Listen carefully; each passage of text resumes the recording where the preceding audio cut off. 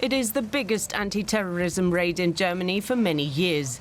On Wednesday morning, some 3,000 police raided more than 100 properties in several German states and arrested 25 people, all of them suspected members or supporters of the so-called Reichsbürger movement. Their goal, a coup d'etat in Germany. They wanted to overthrow democracy.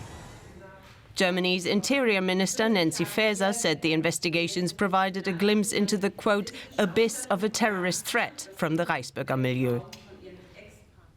Members of the militant Reichsbürger scene are united in their hatred of democracy, of our state, and of people who stand up for our community.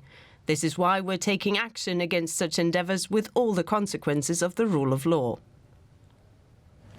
If they had succeeded, this man was to become the new head of state, Heinrich XIII, a descendant of an aristocratic family from Eastern Germany who still uses the symbolic title of Prince Heinrich XIII. The entrepreneur from Frankfurt is said to be the ringleader. She would have been installed as the new justice minister, Birgit Malsack-Winkemann, who was a member of the German parliament for the far-right Alternative for Germany party until last year. She has since resumed working as a judge at a Berlin court. Efforts to remove her from her position because of her involvement with far-right extremists failed earlier this year. The Reichsbürger, a far-right extremist, deeply anti-democratic movement. Its members reject the German state and its democratic system and are prone to violence. German authorities estimate that the scene consists of some 20,000 people.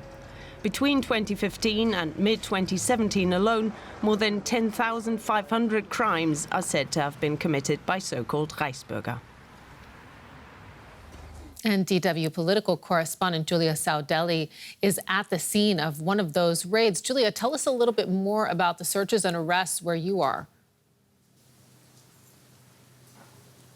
Yes, this is where the one member of the network who was a former member of parliament for the AfD far-right party and who is still a working judge here in Berlin. This is where she was arrested and where her house was searched. And there's still police present. You can probably see here behind me, we see police officers going in and out of the house. But a lot of the possessions that were found in the house, colleagues here told me, were taken out earlier, quite a lot of things and bags and boxes and taken away from here. But there is still some police activity going on, but the raids have been going on since the early hours of the morning.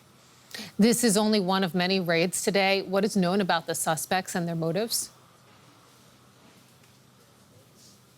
So we've heard that there are 25 people who have been arrested, but there are still another 27 people who are suspected of being a part of this network. And we've heard also from the piece that the supposed ringleader of this network was this descendant of this noble family who is also an entrepreneur in Frankfurt. And the plan of this group was to basically overthrow the current democratic order in Germany. They had planned to storm the German parliament with weapons and put up arrests of politicians and that way disrupt the democratic order. They had already started setting up what looked like a shadow government that would then take power once they had carried out the coup. They were organizing shooting trainings for their members. They were trying to enlist new members, especially those belonging to the armed forces and to the police who have weapons and are trained to use them. How real was the threat of a coup against the German government?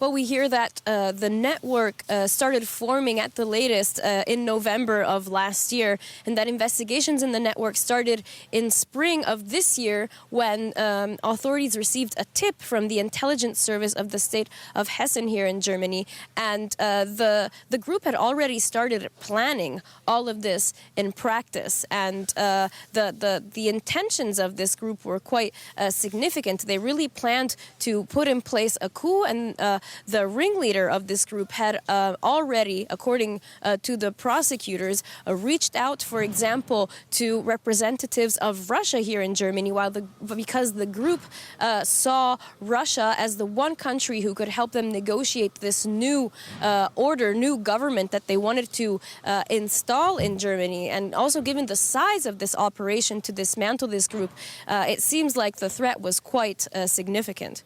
Julia Saudelli in Berlin, thank you.